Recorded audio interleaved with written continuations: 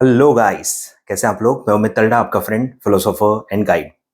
तो CAFM के जो भी बच्चे हैं दिसंबर 23 या ऑनवर्ड्स अपीयर कर रहे हैं, उनको मैं कुछ टिप्स देना चाहूँगा। तो ये एक सीरीज के फॉर्म में होगा।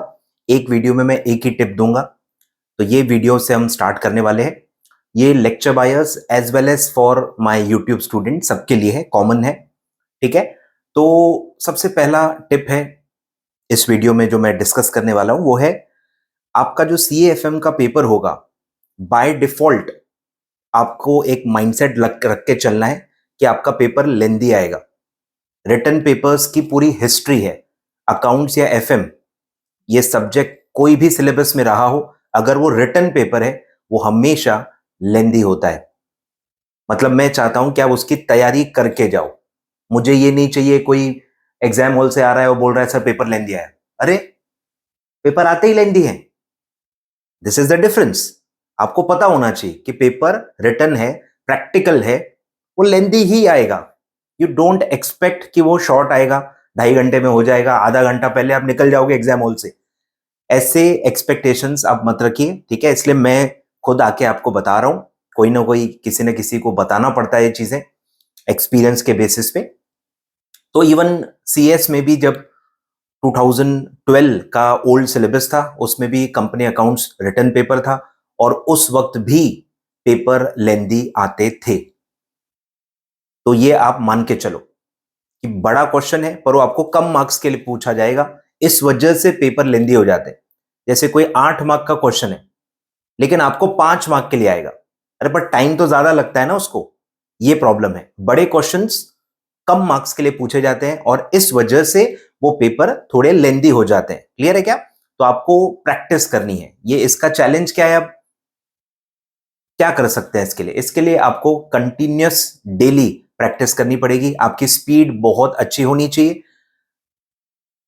मतलब वहां आपको सोचने में ज्यादा टाइम नहीं गंवाना है। 15 मिनट आपको ऑलरेडी मिलने वाले हैं, उसमें आपको बहुत सारी चीजें करनी है। उसमें नंबर 1 सबसे इंपॉर्टेंट चीज करनी है, कौन से क्वेश्चन लेंदी हैं वो आइडेंटिफाई कर लेने हैं, और वो पहले सॉल्व नहीं करने हैं।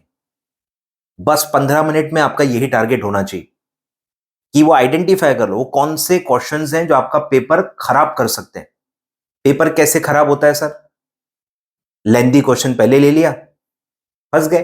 5 मार्क का क्वेश्चन है, आधा घंटा उस पर लगा दिया, पेपर छूटना ही है आपका। भले आपको पूरा आता होगा, स्टिल छूट जाएगा। तो आपको बस यही नहीं करना है। तो वो आपको एक पता होना चाहिए। अगर आपकी अंडरस्टैंडिंग अच्छी है, सिलेबस अच्छे से कवर हो गया है, तो आपको पता रहता है कि यार ये लेंदी है। डिबेंचर्स के जैसे क्वेश्चन है ना, लेजर्स बनाओ, ये करो, तो पता रहता है कि यार ये तो लंबा काम है। कंसोलिडेशन का क्वेश्चन है, लंबा ही रहेगा। कंसोलिडेशन का क्वेश्चन छोटा होता ही नहीं है। क्वेश्चन ही 2 बार पढ़ना पड़ जाता है अच्छे से समझने के लिए कि करना क्या है। तो ऐसे क्वेश्चन जहां ट्रिकीनेस ऑलरेडी बहुत ज्यादा है, कंसोलिडेशन हो गया, डिबेंचर्स के जो रिडम्पशन के क्वेश्चन है वो हो गए। कुछ बच्चों को कैश फ्लो भी थोड़ा सा ट्रिकी लगता है, वो आपके ऊपर एक्चुअली, आपके अंडरस्टैंडिंग के ऊपर है। आपको एटलीस्ट अपना तो पता रहता है कि यार ये टॉपिक मेरे को नहीं जमता, ये टॉपिक में मेरा कॉन्फिडेंस कम है, तो आप वो टॉपिक्स को लास्ट के लिए रखो। ठीक है। तो जो इजी इजी है, सिंपल सिंपल है, जल्दी जल्दी आप सॉल्व कर सकते हो, जल्दी जल्दी आंसर कर सकते हो, उन्हीं को पहले सॉल्व करना है। जितना भी आपको आता है और इजी है, 2-2.5 घंटे में पहले आपको पूरा वो आंसर कर देना है। और सबसे आखिरी में वो चीजें बचनी चाहिए जो या तो आपको आती नहीं है, या आती है लेकिन लेंदी है, टाइम ज्यादा लग सकता है। ऐसी चीजें ही आपको आखिरी आधा घंटा या जो 45 मिनट्स होते हैं, आखिरी में आपको यही करना है। क्लियर है क्या? तो ये 15 मिनट्स का यूटिलाइजेशन करना है। और पेपर पूरा आप तभी सॉल्व कर पाओगे जब आपकी स्पीड बहुत अच्छी है। 15 मिनट्स में आपने प्लानिंग बहुत अच्छी कर रखी है। बीच बीच में आप कहीं भी कोई भी क्वेश्चन में अटक नहीं रहे हो, अटक नहीं रहे हो। ठीक है। तो आपको पता होगा 180 मिनट्स है, 3 घंटे, 180 मिनट्स, 100 मार्क्स का पेपर है। 1.8 मिनट्स पर 1 मार्क आपको मिलते हैं। बेसिक पता होना चाहिए। तो अगर 5 मार्क का क्वेश्चन है तो 5 × 1.8, इतना टाइम आपके पास है। 8 मार्क का क्वेश्चन है तो 8 × 1.8, इतने मिनट्स आपके पास होते हैं। तो आपको लगभग लगभग उतने ही लगने चाहिए। 1-2 मिनट ज्यादा लग गए चलता है।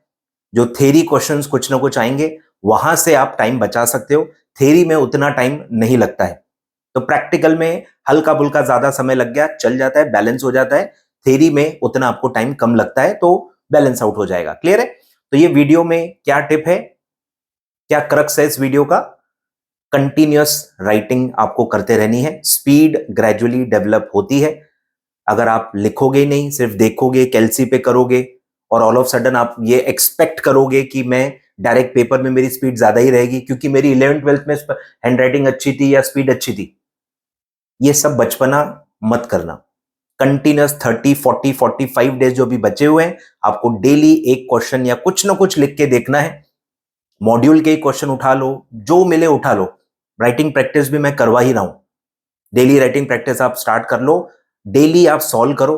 कहां कहां स्टेप्स आप एलिमिनेट कर सकते हो, क्या क्या चीजें अननेसेसरी हैं वो आप एलिमिनेट कर सकते हो, टाइम बचा सकते हो। क्लियर है क्या? तो पेपर लेंदी ही आएगा, ऐसा माइंडसेट रख के ही जाना है। और बिल्कुल भी ये रोना नहीं है कि यार पेपर लेंदी आ गया। पेपर लेंदी ही आएगा और उसके लिए आपको तैयारी कैसी करनी है वहां पे आपको ज्यादा ध्यान देना चाहिए। ठीक है? अच्छी प्रैक्टिस कीजिए ताकि आपको हर चीज में टाइम बचाते आना चाहिए। ठीक है? Thank you so much. Series ये मैं कंटिन्यू करूंगा नेक्स्ट वीडियो से।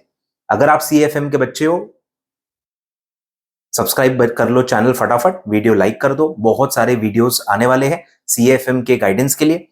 आपका पार्टिसिपेशन ही डिसाइड करेगा कि मैं कितना टाइम आप लोगों को दूंगा। तो वीडियो लाइक जरूर कीजिए। लाइक से मैं देखूंगा कि कितने लोग एक्चुअली इसको देख रहे हैं, पसंद कर रहे हैं। और एज अ यूट्यूबर जो लोग पसंद करते हैं वही टाइप के वीडियोस डाले जाते हैं। तो इसीलिए आपका लाइक करना बहुत जरूरी है अगर आपको इस टाइप के टिप्स चाहिए तो। Thank you so much.